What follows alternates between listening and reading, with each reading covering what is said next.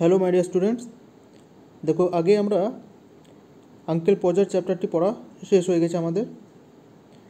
পরের দিন আঙ্কেল পজার থেকে আমরা একটি ক্লাস টেস্ট দেব। আজকে আঙ্কেল পজারের অ্যাক্টিভিটি প্রশ্নগুলি একটু আলোচনা করে নিই, ঠিক আছে। প্রথমে দেখব activity 1।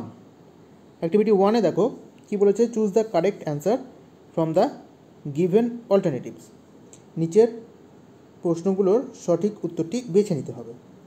The thing which would have come home from the frame maker is, যে জিনিসটি ছবি বাঁধাইকারীর কাছ থেকে আসতো কী ছিল? A picture, a carving on wood, a picture drawn on a piece of cloth. কোন জিনিসটা তার ছবি বাঁধাইকারীর কাছ থেকে আসতো? কী জানি কী আসার কথা ছিল? একটি পিকচার। তারপরে uncle Podger would take off, uncle Podger খুলে ফেলতেন তার কী খুলে ফেলতেন? ফার্স্ট গেঞ্জি, টাই না কোট? কী খুলে ফেলতেন? আমরা জানি কোটটি খুলে ফেলতেন। তারপরে সিয়ের দেখো, uncle Podger would ask, uncle Podger জিজ্ঞাসা করতেন the boy, the girl, the charwoman for a 6 pence old of nails, 6 pence মূল্যের পেরেক আনতে কাকে বলতেন? কাকে বলতেন? আমরা জানি গার্ল, মেয়েটিকে বলতেন। Uncle Podger at first would drop the, প্রথমেই তিনি হাত থেকে কী ফেলতেন? প্রথমে হাত থেকে পিকচার ফেলতেন, হ্যামার ফেলতেন, না ওই নেল অর্থাৎ ওই পেরেকটি ফেলতেন? সেটি আমরা সঠিক উত্তরটা কি জানি? প্রথমেই তার হাত থেকে পড়ে যেত সেই পিকচারটি, যেটির কাঁচ তার হাতে ঢুকে যেত, তিনি সারা ঘরে ছুঁড়ে ছুঁড়ে বেড়াতেন। তারপরে দেখব অ্যাক্টিভিটি 2-তে চলে আসবো। অ্যাক্টিভিটি 2-তে আছে identify which of the following statements are true or which are false. দেখো এখানে টি আর এফ লিখলে হবে না, এখানে কমপ্লিটলি ট্রু আর ফলস লিখতে হবে। টি বা এফ লিখলে হবে না, তার সঙ্গে গিভ আর সাপোর্টিং স্টেটমেন্ট দিতে হবে, অর্থাৎ তোমার উত্তরের সপক্ষে স্টেটমেন্ট দিতে হবে।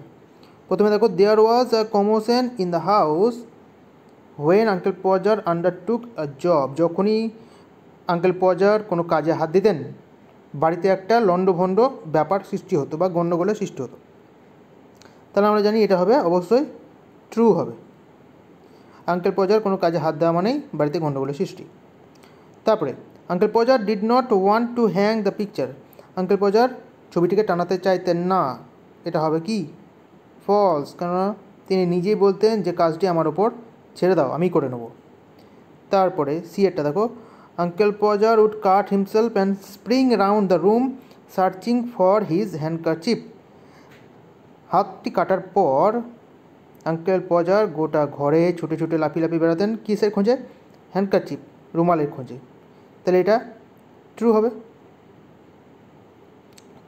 ডিএটা দেখো, the second thing that uncle Podger would lose would be the hammer, দ্বিতীয় যে বস্তুটি যেটি তিনি হারাতেন, প্রথম বস্তুটি কী ছিল? ছবি, আর দ্বিতীয় বস্তুটি ছিল হাতুড়ি। তোমরাই বলো এটা ট্রু না ফলস? হ্যাঁ, দ্বিতীয় জিনিসটি ছিল তার হ্যামার, হাতুড়ি। প্রথমে হারাতেন, তার হাত থেকে ফেলতেন ফ্রেমওয়ালা ছবিটি, তারপরে হাত থেকে ফেলতেন হাতুড়িটি। অ্যাক্টিভিটি 3-তে আছে কমপ্লিট দ্য ফলোয়িং সেন্টেন্স। আমরা টেক্সট থেকেই স্টেটমেন্ট দিয়ে সেন্টেন্সগুলো পূর্ণ করব।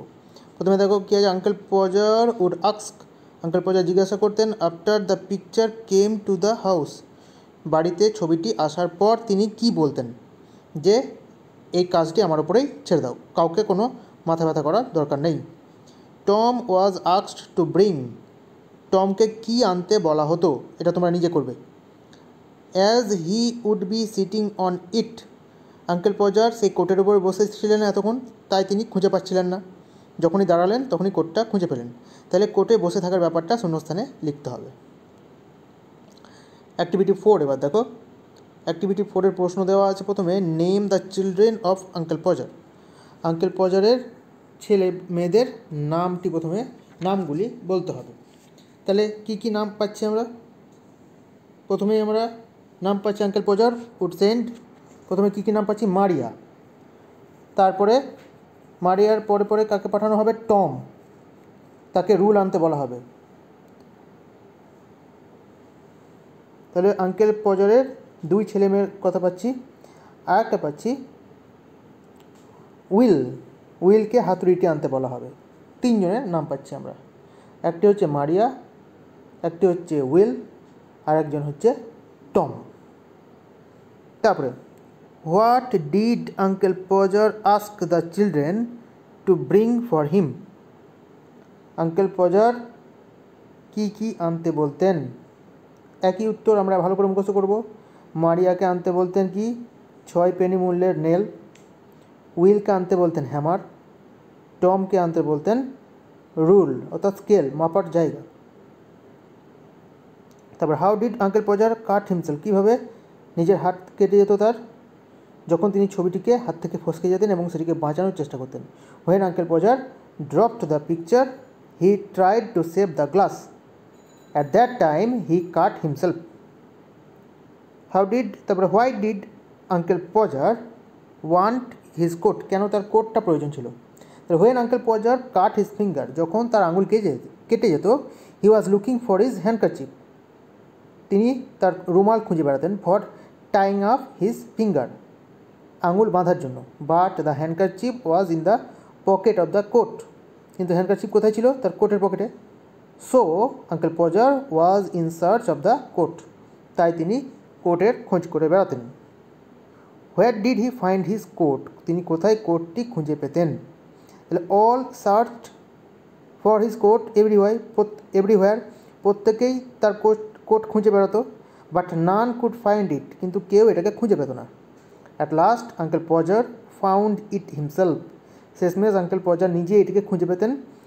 হি had been sitting on it, তিনি এটার উপর বসে থাকতেন।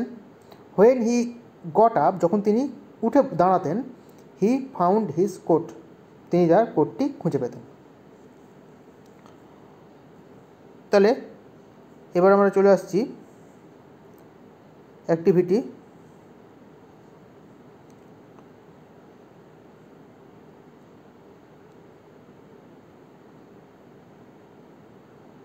5। অ্যাক্টিভিটি 5-এ কী আছে দেখো। অ্যাক্টিভিটি 5-এও সে একই এমসিকিউ অল্টারনেটিভ খুঁজে বার করতে হবে। Uncle Podger would call us all, কী বলতেন? সবাইকে ফুলস, বোকা বলে ডাকতেন। Uncle Podger would slide and fall, uncle Podger slide পিছলে পড়তেন এবং পড়ে যেতেন। On the charwoman's toes, on the piano, on the chair, কিসের উপর পড়তেন? পিয়ানোর উপর পড়তেন। তারপরে সিয়ের আছে uncle Podger's work would finish, uncle পজারের কাজ শেষ হতো কখন? অ্যাট অ্যারাউন্ড মিডনাইট, মাঝরাতের দিকে। অ্যাট মিড ডে, দুপুরবেলা। ইন দ্য ইভিনিং, সন্ধ্যেবেলায়।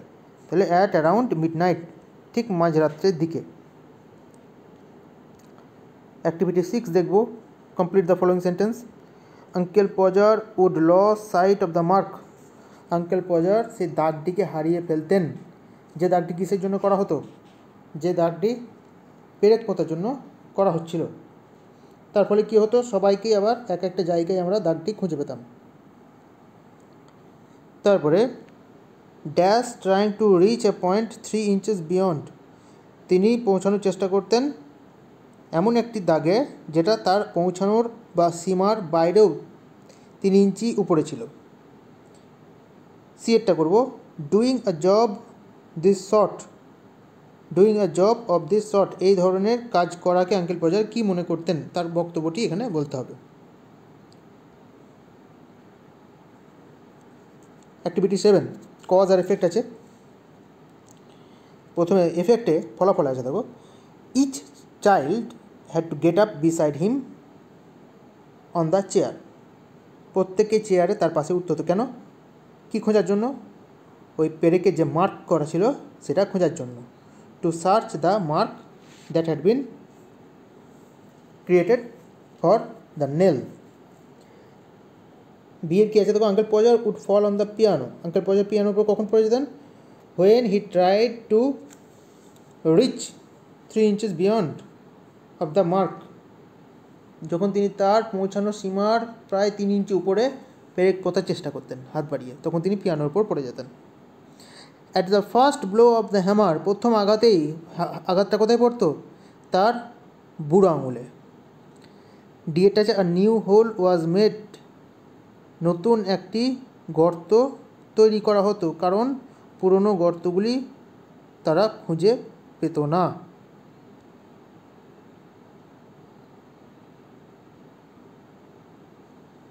অ্যাক্টিভিটি 8 আছে, দেখো কতগুলো প্রশ্ন উত্তর। Give 2 instances to show the carelessness of uncle Podger. Uncle Podger যে এত কেয়ারলেস ছিলেন তার দুটো উদাহরণ দিতে বলেছে। কি কি উদাহরণ পাবো আমরা? একটা হচ্ছে ছবিটি টানা থেকেই তার হাত থেকে পড়ে যেত। আর 2 নম্বর, অনেকগুলো আছে, তার মধ্যে 2 নম্বর একটা দিতে পারো যে তিনি নিজের কোটের উপর এতক্ষণ বসছিলেন কোটটা না খুঁজেই, বা হাতুড়িটি হাতে নিয়ে হাতুড়িটি হাত থেকে পড়ে যায়। এই ধরনের যে কোনো দুটো উদাহরণ তোমাদেরকে দিতে হবে, যেটা থেকে বোঝা যায় যে আঙ্কেল পজার কেয়ারলেস ছিলেন। What did aunt Podger say after uncle Podger smashed his thumb. Uncle Podger যখন তার বুড়ো আঙুলে বাড়ি মারতেন, আন্ট পজার কী বলতেন? যে পরের বার এরকম কাজ করার আগে যেন তাকে জানিয়ে দেওয়া হয়, তাতে তিনি মায়ের কাছে 1 সপ্তাহ গিয়ে থেকে আসবেন। How did uncle পজার react after finishing the task. কাজ শেষ করার পর তিনি কেমন ভাব দেখাতেন? কাজ শেষ করার পর তিনি দেখাতেন যে এই ছোটোখাটো কাজ তার পক্ষে বেমানান।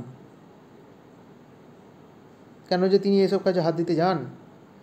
Why was everyone tired after uncle Podger put up the picture on the wall. সকলে কেন টায়ার্ড মানে ক্লান্ত হয়ে যেত যখন ছবিটা টানানো হতো? কেননা সারাদিন ধরে একের পর এক তাদেরকে কাজ করে যেতে হতো। ঠিক আছে, উত্তরগুলো আমাকে পাঠাবে করে। আর এখান থেকে কিন্তু পরের দিন আমরা প্রশ্ন উত্তর অনলাইন টাস্ক করব।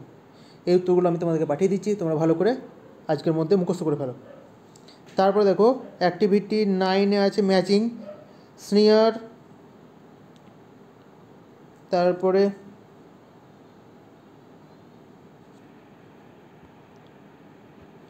স্নিয়ার, এভিডেন্ট, রেস্ট, সার্ভেইং। স্নিয়ার মানে হচ্ছে কোনো কিছুকে তাচ্ছিল্য করা বা টিটকারি করা বা অবজ্ঞা করা। তাহলে এখানে কী হবে? এখানে হবে মক মানে তাচ্ছিল্য করা। এভিডেন্ট মানে স্পষ্ট, ক্লিয়ার। রেস্ট মানে হচ্ছে তুচ্ছ ঘটনা বা কোনো কিছু তুচ্ছ, খুব সামান্য, মানে পোর। আর সার্ভেইং মানে খুব নিকট থেকে কোনো কিছু লক্ষ্য করা বা পর্যবেক্ষণ করা, তাহলে ক্লোজলি অবজার্ভিং। অ্যাক্টিভিটি 10-এ আমরা পাবো কী করতে বলেছি? অ্যান্টোনিমস, বিপরীত শব্দ। প্রথমে আছে দেখো র্যাপিডলি। র্যাপিডলি মানে খুব তাড়াতাড়ি, তাহলে কী হবে? বিপরীত শব্দ ধীরে সুস্থে, স্লোলি। লস্ট হারিয়ে ফেললো, তাহলে ফাইন্ড নয় কিন্তু ফাউন্ড, পাস্ট ফর্ম আছে, লস থেকে লস্ট, তাহলে ফাইন্ড থেকে ফাউন্ড। রিমেম্বার্ড মনে করলো, তাহলে ফরগেট থেকে ফরগট, এটা যেহেতু রিমেম্বার্ড আছে পাস্ট টেন্স, তাহলে ফরগেট থেকে ফরগট। রাফলি অমসৃণভাবে বা এবড়োখেবড়োভাবে, তাহলে হবে স্মুথলি। সেভ মানে হচ্ছে রক্ষা করলো বা সঞ্চয় করে রাখলো, তাহলে স্পেন্ড মানে হচ্ছে খরচ করলো, স্পেন্ড মানে খরচ করা। স্ট্রেট সোজা, তাহলে সোজার বিপরীত কী হবে? কার্ভ হয়, ব্যাঁকা। বা টিঞ্জ সামান্য, ছবিটা কী ছিল? ছবিটা সামান্য ক্রুকড, বেঁকে ছিল, তাহলে CROOK। স্ট্রেট, ক্রুকড মানে হচ্ছে বাঁকা, নট স্ট্রেট। অ্যাক্টিভিটি 11-এ বলছে প্রেফিক্স আর সাফিক্স যুক্ত করে নতুন শব্দ গঠন করতে বলছে। ডিফারেন্টের আগে কি যুক্ত হয়? ডিফারেন্টের আগে যুক্ত হয় IN, ইনডিফারেন্ট। পসিবলের আগে যুক্ত হয় IM, impossible. Sufficient, insufficient, IN। Arrive থেকে হয় অ্যারাইভাল, VAL। হোল থেকে হয় হোলসাম, সম্পূর্ণ, SOME। তাহলে সবগুলো পেয়ে গেলাম আমরা এখান থেকে। IM, AL অ্যারাইভাল, আর হোল থেকে হোলসাম, সম্পূর্ণ। ব্যাস, আপাতত এই প্র্যাকটিসগুলো তোমরা করবে।